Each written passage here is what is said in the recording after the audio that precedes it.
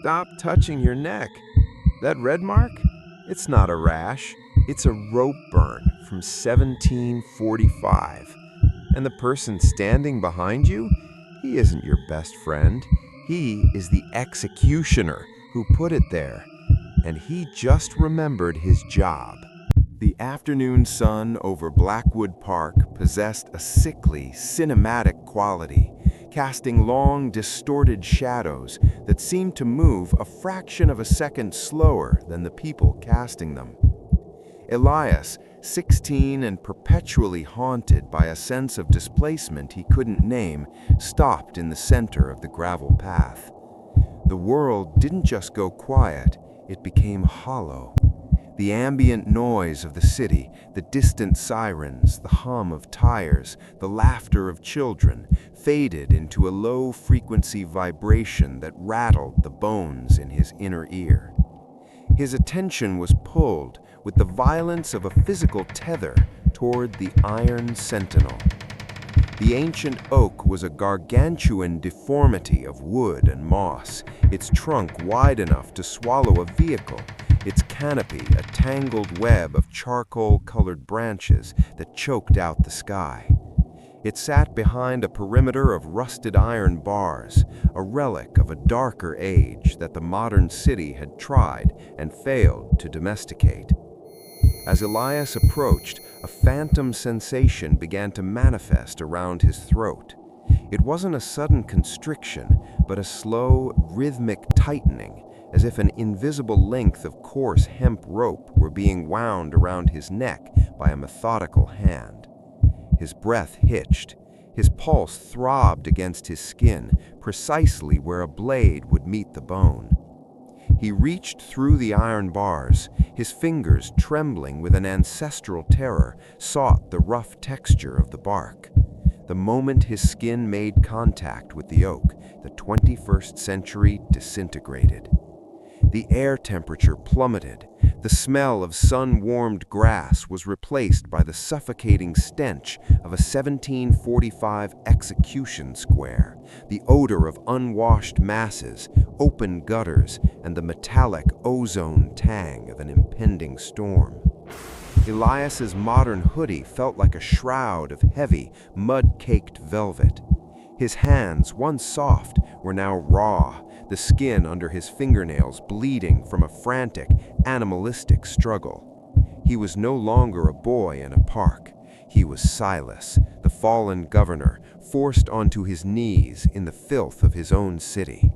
The tree was there, younger and more vibrant, but already serving as the silent witness to his ruin. Above him, a wooden scaffold groaned under the weight of a hooded figure. In a final, guttural surge of soul-deep desperation, Silas lunged toward the trunk. He didn't scream for mercy. There was no one left to listen. Instead, he dug his broken fingernails into the living wood. He pulled downward with a force that stripped the bark and sent jagged splinters deep into his quick, leaving 3 long vertical gashes in the tree's flesh. A signature of his presence, a blood bond that would survive the axe. The snap of a dry twig under a heavy boot brought him back. Elias slumped against the iron fence, gasping for air that finally felt real again. The temporal vertigo left him nauseous, his heart hammering a frantic rhythm against his ribs. He slowly pulled his hand back from the tree. His fingernails were clean, yet they throbbed with a phantom pain that made him want to scream. He turned his head. Julian was standing just 3 feet away. The boy who had been his best friend since childhood didn't offer a hand. He didn't ask a question. He stood perfectly still, his shoulders squared in a broad, terrifyingly familiar posture. The sun, now low on the horizon, cast Julian's face into a deep, impenetrable shadow, mimicking the void of an executioner's hood. Julian's gaze wasn't fixed on Elias's eyes. It was anchored to Elias's neck. There, on the pale skin of the 16-year-old boy, a thin, angry red welt was beginning to swell. It was a perfect horizontal welt, a phantom scar that looked exactly like the mark left by a tightening rope or the first press of a heavy, sharpened blade. Julian's hand, resting at his side, twitched with a rhythmic, mechanical precision, his fingers curling as if gripping the handle of something long and devastatingly heavy. The transition from the park to the past was no longer a flicker, it was a drowning.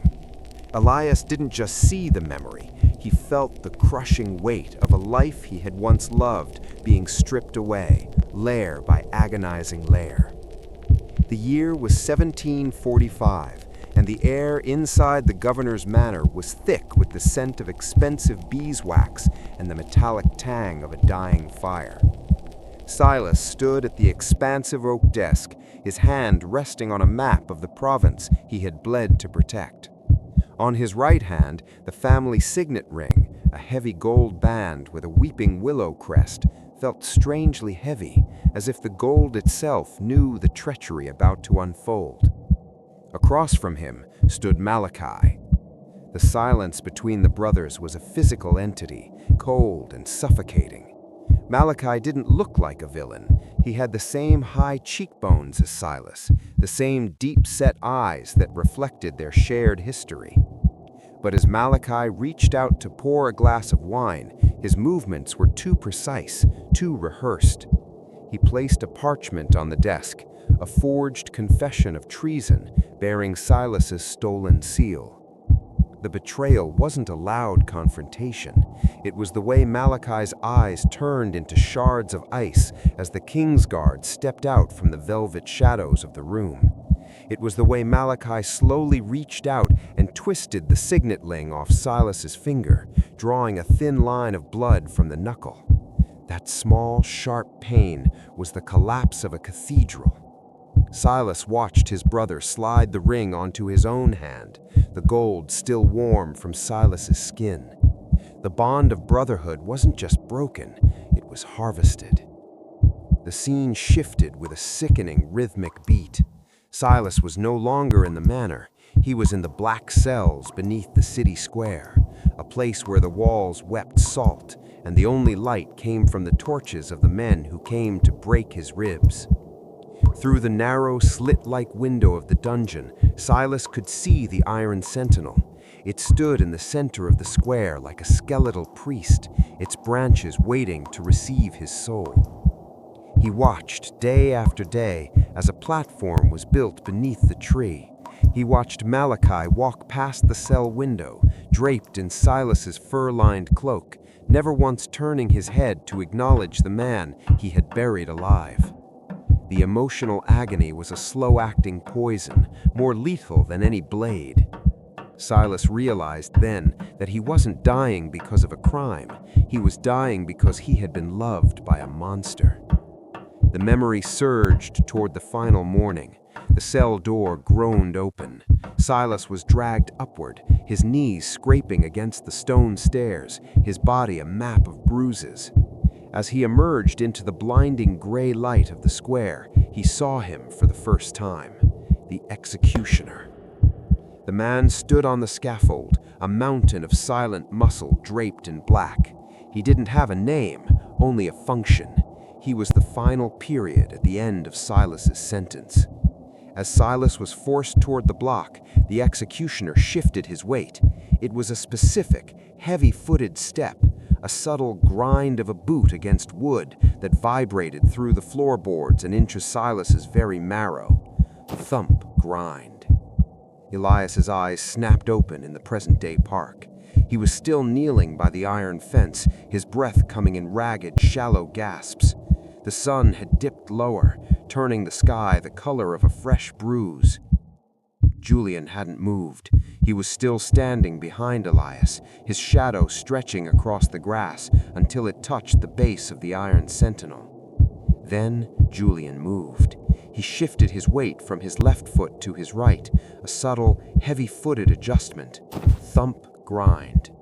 The sound was identical. It wasn't a coincidence, it was a sonic fingerprint. Elias felt a cold sweat break across his forehead. He looked at Julian's hand, which was now resting on top of the iron fence. On Julian's right hand, there was a faint circular tan line on his ring finger, as if he had recently removed a heavy band that had been there for a very long time. Julian didn't look concerned. He looked expectant. He reached into the pocket of his hoodie and pulled out a small, sharpened stone he had picked up from the path. Without looking away from Elias, Julian began to sharpen the stone against the rusted iron bar of the fence. Scree, scree, scree. The sound was rhythmic, mechanical, and terrifyingly patient. It was the sound of a man sharpening an edge. It was the sound of a man who had waited 300 years to finish a job he had started in a muddy square in 1745. The best friend was gone. Only the function remained. The sky over Oakhaven in 1745 was the color of tarnished silver, heavy with the moisture of an unborn storm. Silas was no longer being dragged. He was being hoisted onto the wooden platform, his bare feet splintering against the raw, unpolished timber of the scaffold. The crowd below was a shifting sea of gray wool and mud-stained faces, their mouths moving in silent, rhythmic chants of condemnation. But to Silas, the world had gone completely mute. In the center of the platform sat the block, a massive, sap-crusted section of a fallen oak. It waited with a hollow, hungry patience. Silas was forced down. The wood felt impossibly cold against his collarbone. Directly in front of his eyes, less than an inch away, stood the trunk of the iron Sentinel. In this era, the bark was lighter, more resilient. With a final, explosive surge of adrenaline, Silas bypassed the guard's grip. He didn't claw at his captors. He drove his fingers into the tree. He felt his fingernails snap, the sharp, white-hot pain of the wood entering his quick as he dragged his hand downward. 1, 2, 3. 3 vertical gashes, weeping amber resin, a permanent anchor for a soul that refused to be extinguished. Then the shadow fell, extinguishing the pale light. The executioner stepped forward. He didn't move like a man. He moved like a landslide, slow, heavy, and inevitable. He adjusted his grip on the handle of the axe. The wood of the handle creaked, a dry, thirsty sound that echoed in the silence of Silas's mind. The blade itself was a crescent moon of polished iron, so sharp it seemed to cut the very air around it. As the executioner raised the weapon, the wind caught the black fabric of his hood, peeling it back just enough for Silas to see the eyes within the darkness. There was no hatred in them. There was no Malachi-like envy. There was only a terrifying mechanical vacuum. It was the look of a craftsman finishing a piece of work.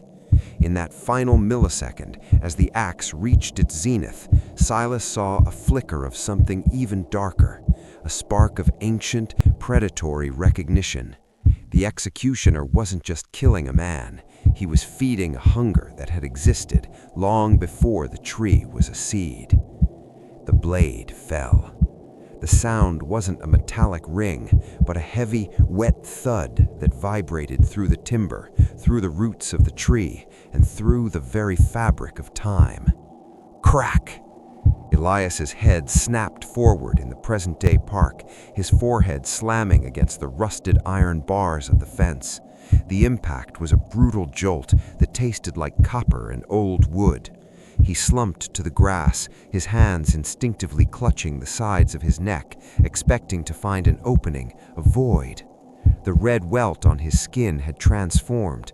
It was no longer a simple irritation. It was a raised, purple-black ridge, pulsating with the rhythm of a heart that had stopped beating 3 centuries ago. He looked up, his vision swimming in a sea of static. Julian was no longer standing behind him.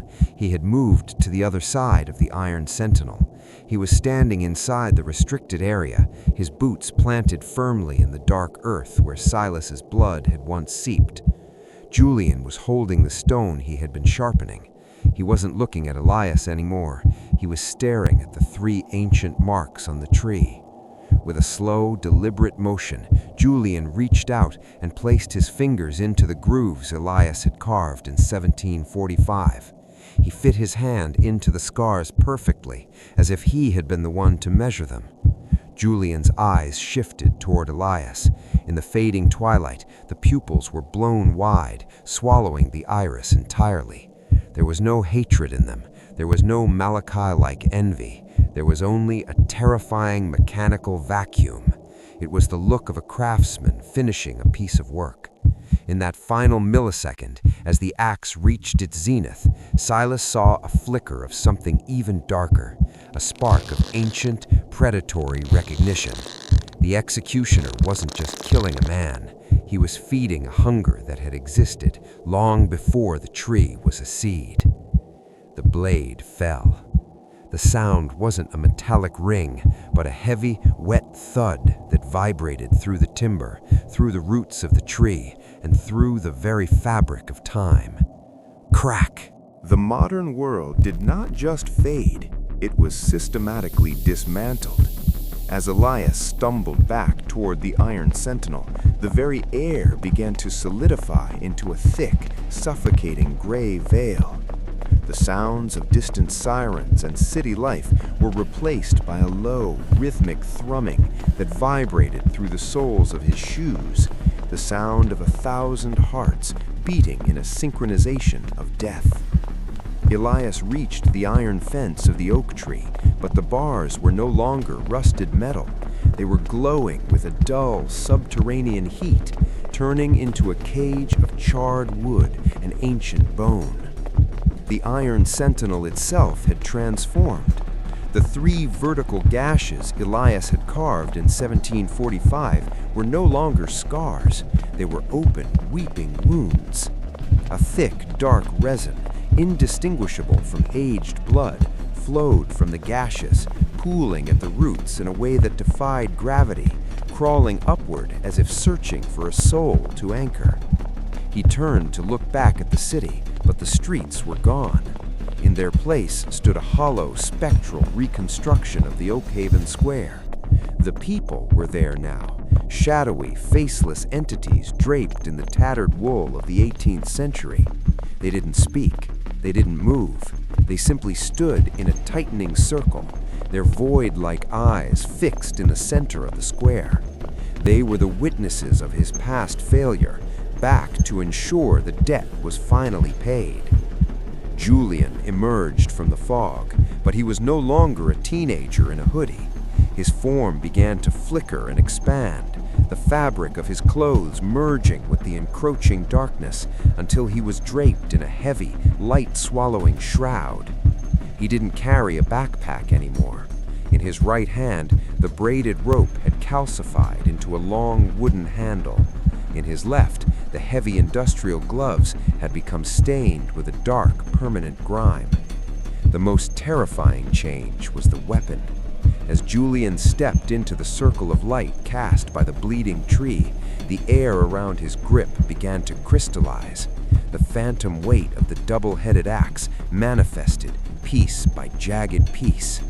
The steel was pitted and ancient, yet the edge remained impossibly bright, reflecting the terrified reflection of the boy Elias was and the Lord Silas he used to be.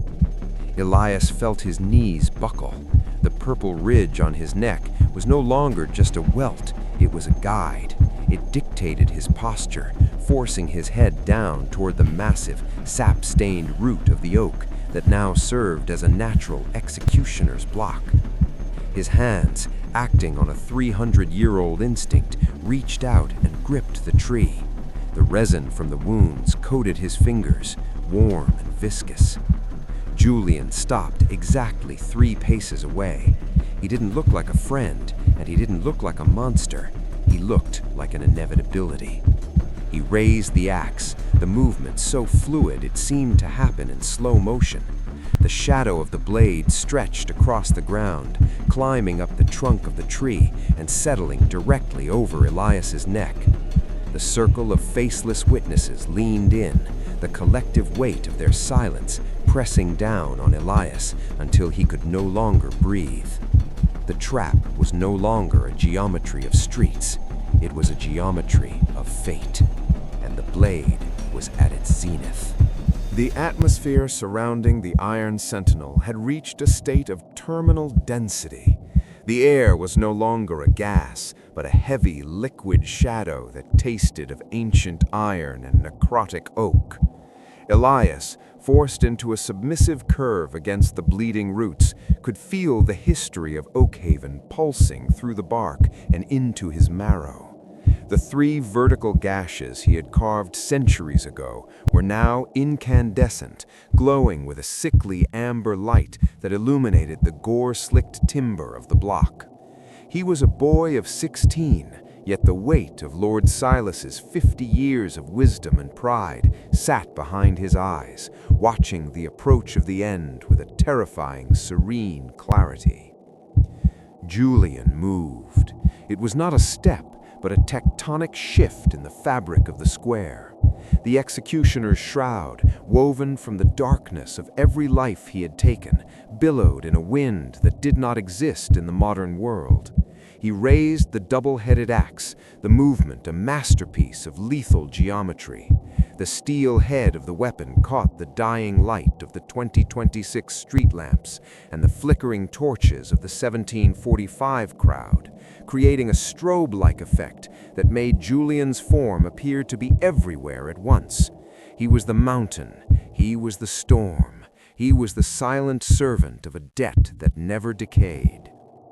As the axe reached the apex of its arc, the faceless witnesses in the square leaned forward in a singular mechanical motion. Their collective breath was a cold, rushing draft that smelled of damp earth and funeral lilies. Elias did not close his eyes.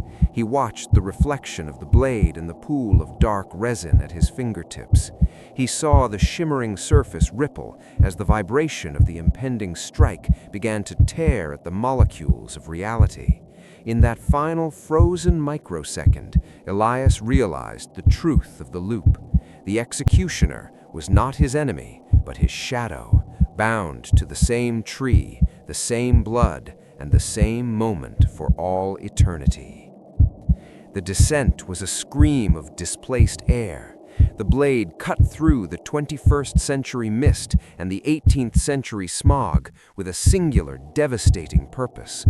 Just as the steel was an inch from the horizontal welt on Elias's neck, the 3 marks on the tree erupted. The amber resin turned into a blinding, white-hot geyser of pure, unadulterated memory. The sound was not a thud, but a tectonic roar, the sound of a world breaking in two. The Iron Sentinel shuddered to its very core, the roots coiling and lashing out like dying serpents as the steel bit into the wood, passing through the phantom space where Elias's neck should have been. When the light finally died, the square was gone. The faceless witnesses had vanished into the gray fog of history. The park was silent, the LED lights flickering back to a steady, indifferent white. Elias lay on the grass, his chest heaving, his hands clutching a throat that was scarred but whole. The purple welt had faded into a thin, silvery line, barely visible to the naked eye. He looked up, expecting to see his friend, but the restricted area was empty. Only the axe remained, buried deep into the heart of the Iron Sentinel, its handle still vibrating with the phantom grip of a man who was no longer there. As Elias stood, he noticed a new mark on the tree, carved by the blade itself, a perfect horizontal line crossing his 3 vertical gashes. The cycle hadn't been broken, it had been signed, and in the distance, from the shadows of the playground, the heavy rhythmic sound of a single heel-first footstep began to echo once more.